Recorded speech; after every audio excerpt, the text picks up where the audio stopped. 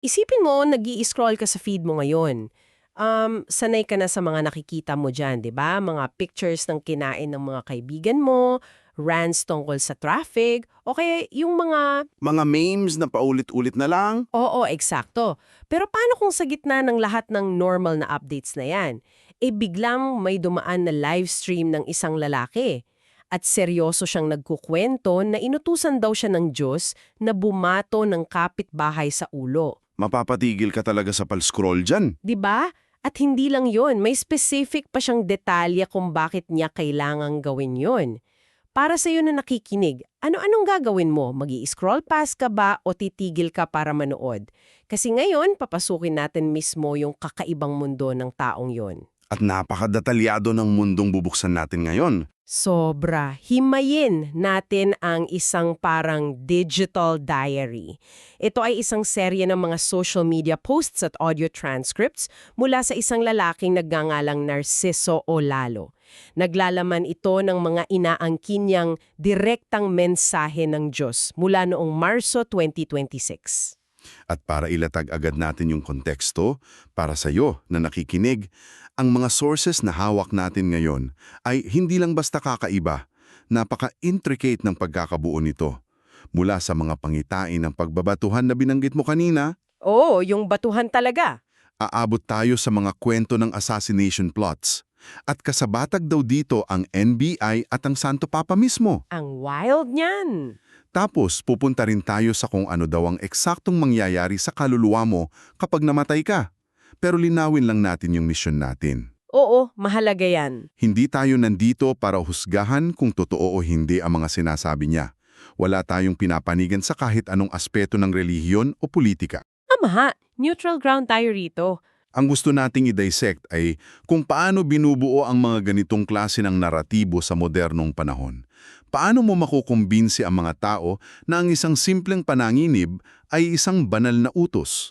At paano ito nakakarating sa kanila via Zoom at Facebook? Okay, himayin natin ito. Kasi ang dating sa akin ng mga materialis na to, parang kang nagbabasa ng sinaunang text ng mga propeta, pero imbes na nakasulat sa mga lumang pergamino habang nasa disyerto, Naka-livestream siya. naka-livestream sa loob ng kwarto niya na may ring light, parang may sariling comment section ng kalangitan, at nagsisimula yung buong series na ito sa isang kwento niya noong unang bahagi ng Marso. Yung unang pangitin. Ayun, nag-toast si Narciso tungkol sa isang panaginip o pangitin, nakatayo daw siya sa labas ng bahay niya, tapos biglang may isang kakilala na walang awang ng bato sa ulo niya. Sunod-sunod daw.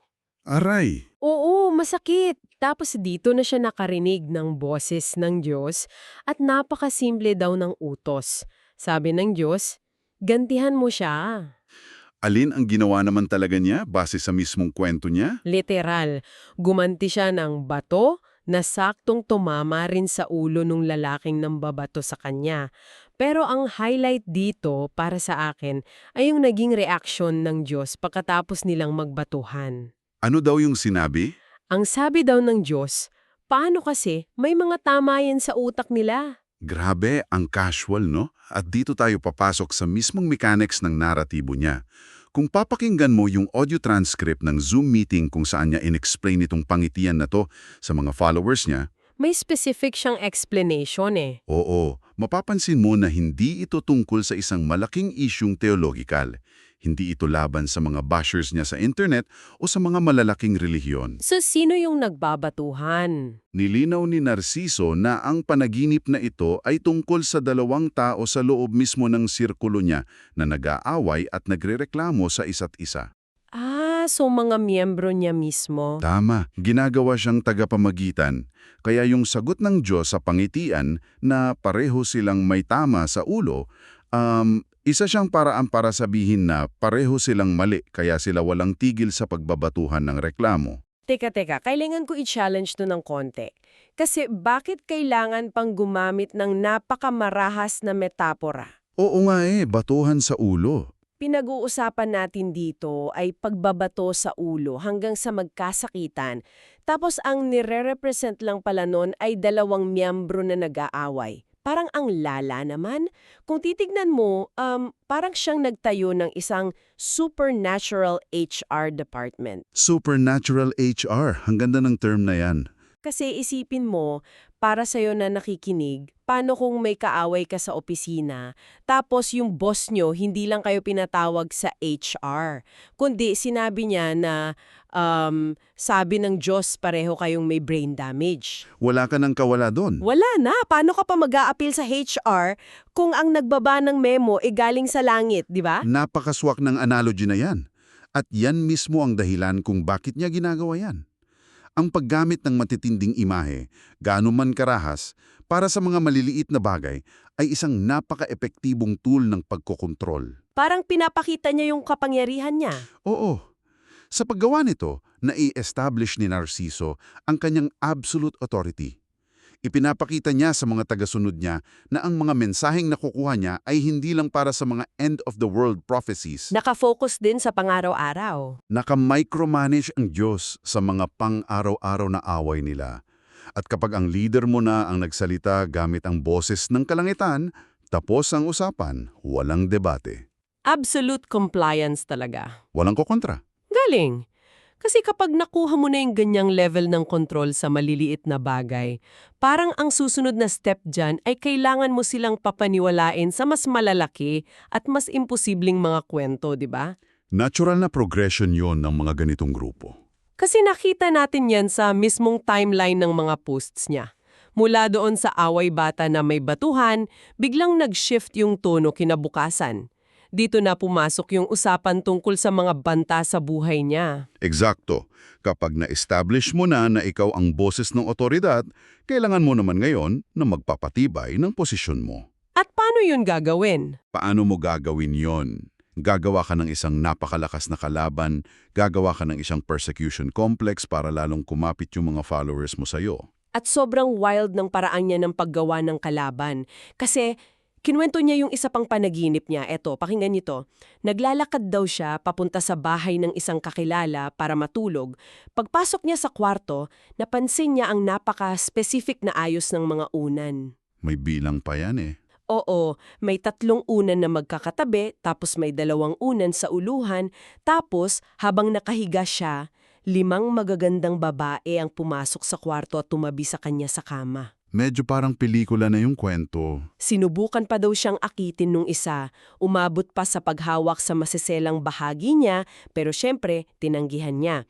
Fast forward, nung nakatulog na siya sa panaginip at nagising, narinig niya yung mga babaeng to na nag-uusap. Sino daw yung mga babae? Napagtanto niya, mga madre pala yung mga babae, at narinig niya yung isa na sinabing, dapat katayin na ang isang tupa na yan. Katayin talaga yung salita. Tapos sumagot yung isa ng, dapat lang sister.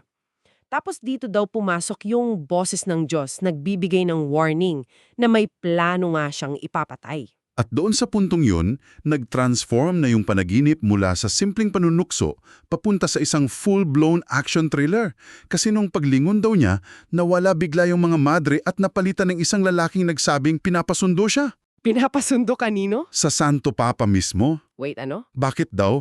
Dahil sa mga nag-viral niyang social media posts na naglalahad daw ng katotohanan. Dinala daw siya sa isang malaking building ng NBI. NBI at Santo Papa sa iisang kwento? Oo. Pero heto ang pinaka-fascinating na part para sa akin. Habang nag-iimbestiga, naiwan daw ni Narciso yung phone niya sa upuan ng NBI building. Nung tinawagan ng lalaki yung phone para hanapin, may sumagot. At humingi ng ransom na 1.5 million pesos para sa phone niya. Wait. Pakiulit nga yun. Humingi ng 1.5 million na ransom para sa cellphone? Para sa naiwang phone. At ang pinakamalupit dito, saan daw pwedeng ipadala yung bayad? Via GCash o bank transfer? Seryoso ba to? Oo, nasa transcript mismo yan. Kasi hindi ko talaga mapigilang matawa nung una kong nabasa to.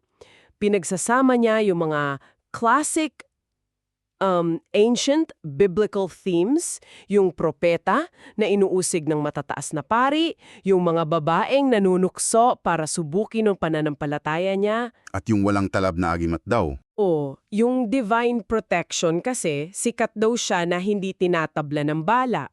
Tapos biglang, bam, may NBI, may ransom na pwedeng i-GCash. Nag-aalala pa nga siya kung paano niya i-message sa Facebook yung pamilya niya kasi naiwan niya daw yung computer niya. Sobrang modern nung mga problema niya. Parang James Bond na naging propeta, bakit mo hahaluan ng GCash at Facebook ang isang banal na pangitian tungkol sa mga hitman ng Santo Papa? Kasi dyan gumagana ang psikolohiya ng pagiging relatable at pagiging grounded sa realidad ng modernong tagasunod.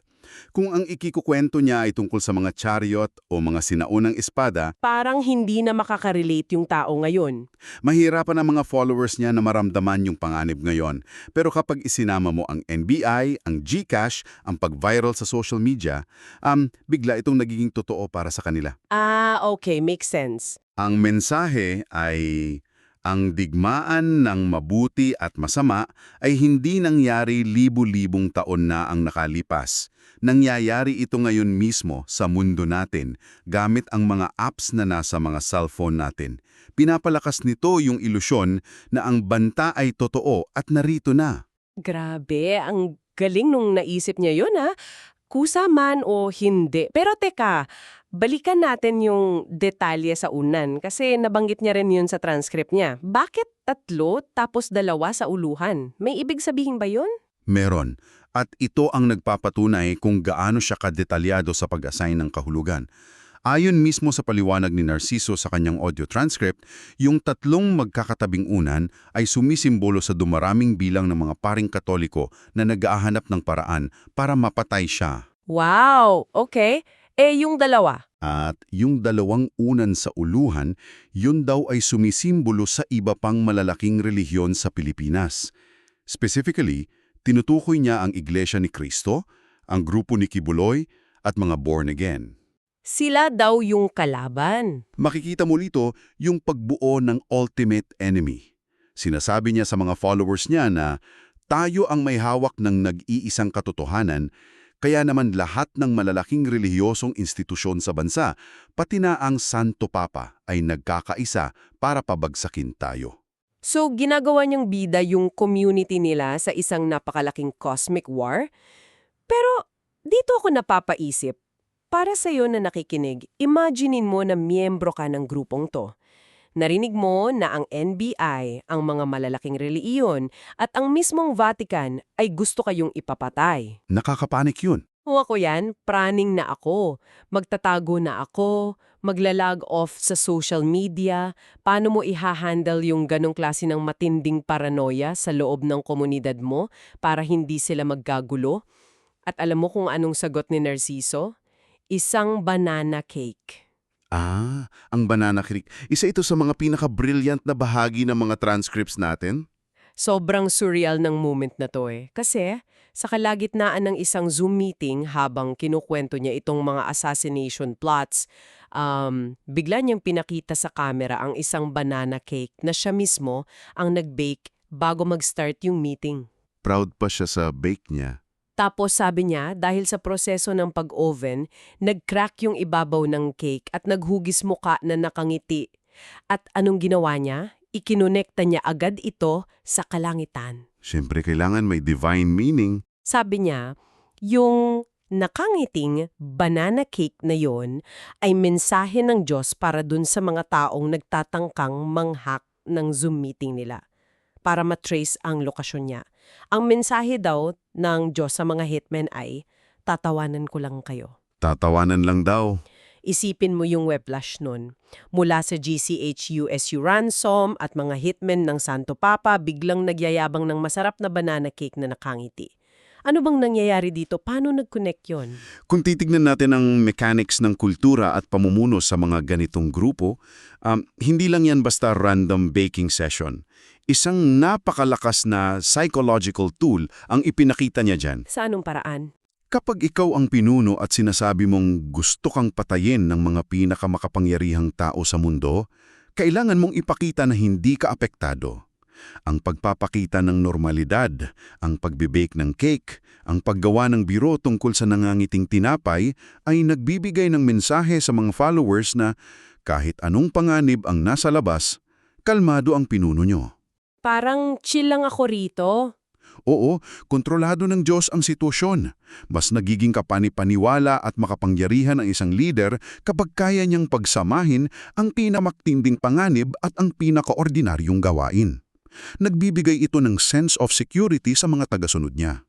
Kumbaga, relax lang kayo, ako nga nakakapag-bake pa eh. Ang galing ng contrast at siguro kailangan niyang taladang i-establish yung tiwala at pagiging kalmado ng followers niya kasi yung susunod na paksa na ididiskurso niya ay hindi na biro. Iba na yung topic dito. Wala na tayong banana cake dito. Papasok na tayo sa isa sa mga pinakamabigat na concepts, ang teolohiya niya ng kamatayan. Totoo yan, matapos inormalize ang sitwasyon, ibinagsak niya ang isang napakabigat na katuruan base sa isa na namang pangitain noong Marso 20. Oo, at ito medyo nakakapangilabot, yung detalye. Nakarinig daw siya sa panaginip niya ng dalawang lalaking nag-uusap. Yung isa, matandang lalaki na naghahabilin sa anak niya bago siya mamatay. Tapos, nakita na lang daw ni Narciso na nangilingsa yung matanda at namatay. Ang iri ng kwento. Ang nakakatakot. Sa sumunod na gabi, narinig niya ulit yung boses nung namatay na matanda na nagsabing tatabi ito sa kanya sa kama. At idinitalya ni Narciso yung naramdaman niya. Isang napakatinding lamig na dumikit sa katawan niya na inilarawan niya na parang block of ice. Block of ice talaga. Oo, napasigaw daw siya sa sobrang takot. Ginamit niya yung karanasan na yon bilang tulay para ipaliwanag ng detalyado sa mga followers niya kung ano eksakto ang nangyayari sa isang tao kapag namamatay na ito. Ayon kay Narciso, alam mismo ng katawan kapag malapit na itong bumigay. Paano daw malalaman? Ibinigay niya ang halimbawa ng mga matatandang bigla na lang nagbibili ng mga bagay-bagay sa mga kamag-anak nila kahit mukha naman silang malusog. O yung pakiramdam daw na parang may napakabigat na bagay na nagpapasara sa mga mata mo, isang matinding pagod na hindi mo kayang labanan. May sense naman yung part na yon. Pero ang mas malalim na bahagi dito ay yung mangyayari sa kaluluwa pagkatapos ng pisikal na kamatayan. At may specific timeline siya para dyan, di ba? Meron. Ayon sa taturuan niya, kapag namatay ka, hindi ka agad hinuhusgahan. Binibigyan daw ng Diyos ang kaluluwa ng 13 araw para magparamdam sa mga naiwang pamilya. 13. Oo, minsan 9 na araw o minsan 3 araw nang depende raw. Dito ipinapasok ni Narciso ang paliwanag kung bakit minsan nakakaramdam tayo ng biglaang malamig na hangin o kakaibang presensya kapag may namamatay na kaanak. Sinasabi niya, hindi yan gawa-gawa lang, yan ay yung 13 araw na grasya bago ang paghuhukom. Pero dito ako pinakamangha. Yung visual niya, kung ano ang mangyayari kung mahusgahan ka at mapunta ka sa impyerno. Kasi kapag iniisip natin ang impyerno, sanay tayo sa apoy, sa asupre, sa mga demonyong may tinidor, di ba? Yun yung standard na na-imagine natin. Pero iba yung kay Narciso. Inilarawan niya ang impyerno na parang isang higanting vacuum na humihigop ng alikabok papunta sa walang hanggang pagdudurusa. Samantala, yung mga mapupunta daw sa paraiso, aakyat lang sa ibang dimensyon na nandito rin sa mundo natin. Kaiba yung imagery. Oo, pero balikan natin yung vacuum cleaner na impyerno. Bakit ganun ang naisip niya? Para sa akin, mas nakakatakot siya kesa sa apoy. Kasi ang apoy, abstract yan eh. Pero ang vacuum, kapag naisip mo yung alikabok na hinihigop at nawawala na lang sa kawalan ng walang laban. Oo nga, no? Parang napaka-final niya, parang absolute erasure ng existence mo. May punto ka dyan. Ang pagbabago ng mga tradisyonal na imahe tungkol sa kabilang buhay ay isang paraan ng paggawa ng sariling brand ng relihiyon o paniniwala. Kung gagamit siya ng apoy at asupre, sasabihin ng mga tao, narinig ko na yan sa mga Katoliko o sa mga Protestante. Oo nga, parang luma na. Pero yung vacuum, bago yan. Tumatatak sa isip. At nagagawa niya itong ikonekta mula dun sa mga nakakatawa o nakakabiglang kwento mula sa GCash, ransom, papunta sa nangangiting banana cake hanggang sa nakakatakot na vacuum ng impyerno. Ang tanong ko lang, paano hindi nalilito yung mga followers niya? Kasi grabe yung roller coaster ng emotion. Isang araw tumatawa sila sa cake, kinabukasan, natatakot silang higupin sila ng vacuum cleaner kapag hindi sila naniwala. Parang whiplash nga. Paano niya napapanatiling nakafocus yung community niya sa kabila ng ganyang kakiotic na mga kwento? Wala bang umaalis? Sinasagot niyan mismo ni Narciso sa pamamagitan ng isang lumang direktiba na binanggit niya. Ipinaalala niya sa mga followers niya ang isang utos na natanggap niya mula sa Diyos noong 2013 pa. Ano yung utos? Ang eksaktong mandato daw sa kanya ay, kailangan mong ulit-ulitin ito para matuto sila. Ang strategy dito ay repetition. Paulit-ulit.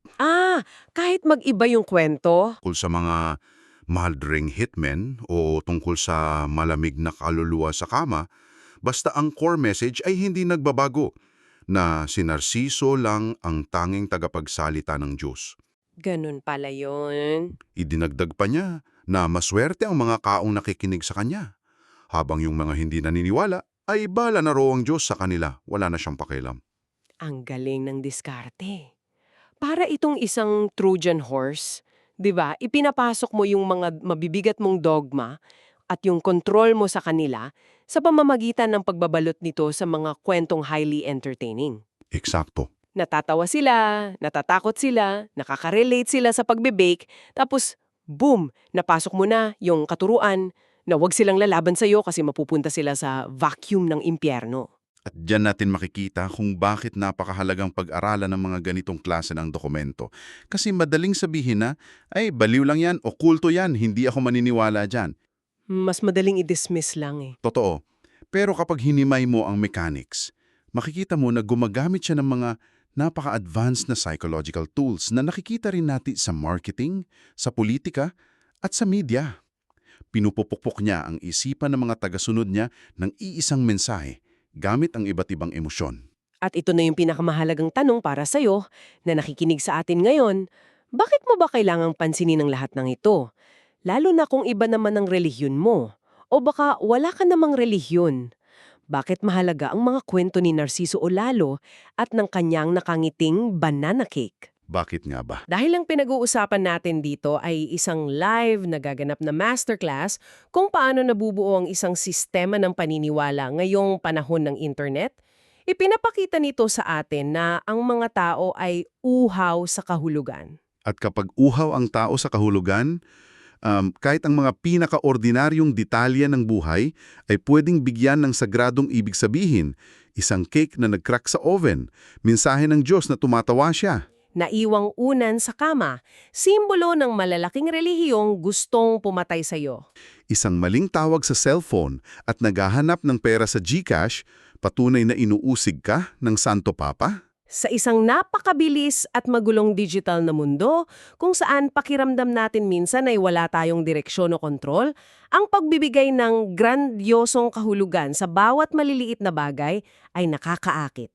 Parang may nagma-make sense bigla. Oo, nagbibigay ito sa tao ng pakiramdam na espesyal sila, na bahagi sila ng isang malaking cosmic na plano. At doon kita iiwan ng isang bagay na pag-iisipan. Nakita natin kung paano naging sandata ang pagbibigay kahulugan sa bawat maliit na bagay. Ngunit isipin mo ang sarili mo sa pang-araw-araw na buhay. Paano kung lahat tayo ay magsimulang mag-isip ng ganito? Paano kung lahat bigyan natin ng meaning? 'Di ba? Paano kung simulan nating ituring ang bawat traffic, bawat away sa opisina o bawat kakaibang panaginip bilang isang direktang mensahe mula sa kalawakan na para lang sa atin? Hindi kaya, kapag ginawa natin ang sarili natin bilang bida sa isang napakalaking divine movie, mas napapabilis lang ang pagkakawala natin sa realidad. Main character syndrome, kumbaga. Correct? Na nakakalimutan natin na minsan, ang nagrereklamong katrabaho ay nagrereklamo lang talaga. At minsan ang banana cake, Ay, isa lang talagang masarap na banana cake? isang napakagandang punto para pagnilayan yan, ang paghahanap ng balanse sa paghahanap ng kahulugan at pananatili sa realidad ay isa sa pinakamahirap gawin ngayon. Maraming salamat sa iyong pakikinig at pagsama sa malalimang tagsusuring ito sa mga kwento ni Narciso Olalo. Sana ay marami kang napulot na bagong pananaw kung paano nabubuo ang mga kwento at paniniwala sa paligid natin. Patuloy lamang mag-usisa, magtanong at maghanap ng katotohanan. Hanggang sa muli!